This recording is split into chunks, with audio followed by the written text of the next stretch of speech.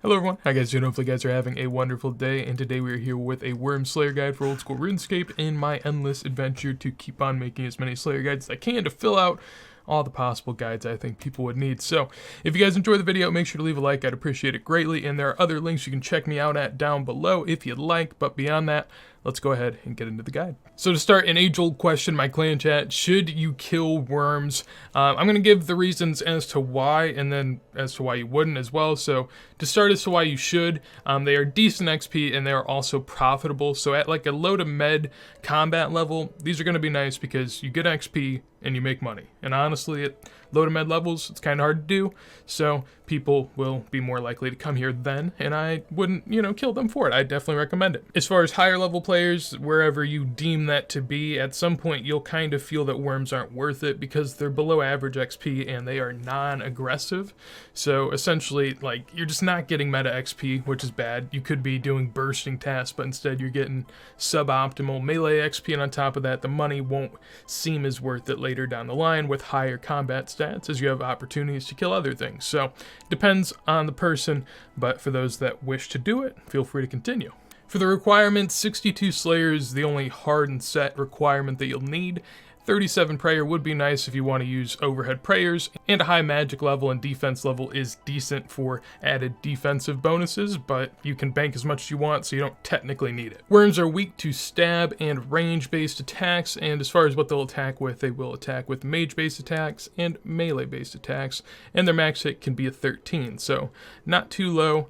Definitely going to need some food or some sort of defense. As far as what to expect loot-wise, the main drop that people can get here is a 1 in 2k chance at Dragon Harpoon, which is a couple mil, a 1 in 80 chance at a Konar Key, a 1 in 256 chance at a Hard Clue, and overall the GP per kill is about 4k. It varies and also depends on if you pick up the bones, but overall I think most people should be averaging about 4k per kill. So for melee gear that is going to be more defensive based, the lowest level setup is pictured on the left and kind of focuses around black D-hide armor and just a relatively inexpensive setup overall with a lot of gaps kind of filled in there. With the med level setup, you can see some upgrades there, about a 10-15 mil setup or so.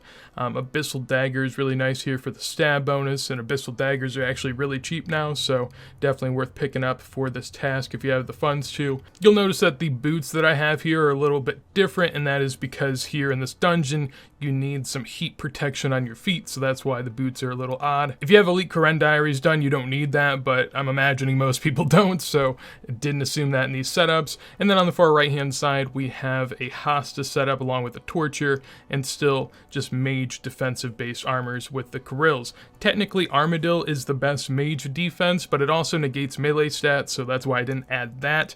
And as far as alternative weapons, a whip is possible. I wouldn't use it, but if you're maybe an Iron Man that doesn't have a dagger, I guess I'd understand it. And then Dragon Hunter Lance and a Rapier are two really good high-level alternatives. Again, personally, I don't think high levels will be here as often, but if you need to, feel free. And then as far as melee gear alternatives, if you're going to use prayer here, some combination of all of these armors pictured here. Really, whatever you want to do. Personally, I would recommend if you have higher defense, just to use the prayer boosting armors. If you have lower defense, try to switch in some of the more defensive-based armors along with a prayer-based top.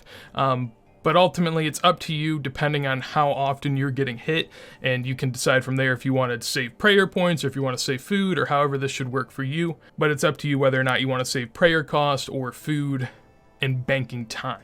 And then on to range gear, we'll just slap them on up here. Again, same theme, all the boots are a little strange. Besides that, a rune crossbow setup, a dragon crossbow setup, and a blowpipe setup. I didn't put any maxed out range gear setup again because I don't think people are going to come here with max setups. Overall, you can get by with any of this, and as you can see in the top left, there is a safe spot available. So if you're going to need that, or if you're into safe spots, that is a possibility as well. Then finally, onto the rates. These are all of the Slayer rates that you can expect 60s, 70s, 80s, and 90s in your combats. It does scale a good bit because the defense here is a little tough, and the rates aren't as high as most other Slayer monsters that I do guides on. And this is the combat XP per hour equivalent of all of this. The rates before were Slayer XP per hour, just for a little perspective. And then finally, the GP per hour ranges from 350k in the 60s to about 650k in the 90s. Personally, close to 400k at med levels does sound a lot more tempting. than 600, 650k whenever you have 90s of all of your stuff, because then you can do bossing and other stuff of that ilk. So that's kind of exemplifying why there's such a drastic change on what people think of Wyrms, and it's really just based on where your count is in the game. So for those that want to kill it, here's an example of the inventory that I am bringing. Dragon Dagger special attack. You're also going to want some boosting potions and some prayer pots as well if you are bringing a prayer-based setup. If not, just switch it out with other food. I'm personally bringing sharks, but whatever works for you. Pineapple pizza is a really good, effective, low-cost alternative. There are plenty of other food. You can swap it out with whatever you'd like. And then from there, I have a teleport to a fairy ring and a Slayer Master in the Slayer ring. I have a Drayman staff to get through the fairy rings, a teleport to my house as kind of just a filtering location for me, a rune pouch to be able to high alch, and I have an herb sack as well, along with a rune crossbow to show you guys the luring setups. So something along the lines of this inventory should do you the trick. From there, find your way to whatever fairy ring is of your choice and go to the code CIR. There are different ways to get over to this mountain. The first one, if you have some of the Karen diaries done, you can actually teleport up there. If that's not the case, then the Battlefront teleport over here or a Skills Necklace tele to the Farming Guild would be good alternatives if you don't have the fairy ring unlocked or you just don't feel like using it. From there, I'm assuming you know how to get up this mountain, but there's little agility shortcuts. If not, you just have to run around, and it's a little bit longer of a walk, of course. And then up top, just make your way to the center and go ahead and drop on down this elevator. As long as you have some sort of heat resistant boots, you should be good to go ahead and make your way on over to these different chambers. That one goes towards Hydra, that one is just going to a different level, and over here we can find the Wyrms. So usually a packed room. If you're using melee, you want to go ahead and pray mage and just go ahead and get attacking. Make sure if you have a weapon that can use stab that you are on that attack styles, that's going to be the best. And from there, just pot up.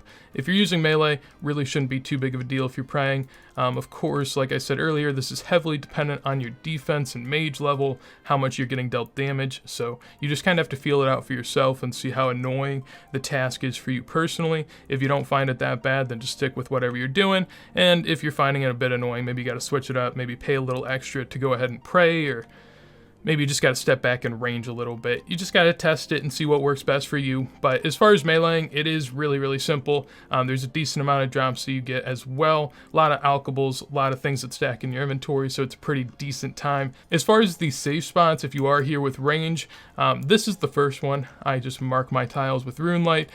Ground markers, great tool. And if you're in the spot, go ahead and shoot a worm that is over here. And the way that it should filter on down, it'll get stuck on this corner. Might be a little different because this guy's in the way, but as we can see there, worked out pretty well.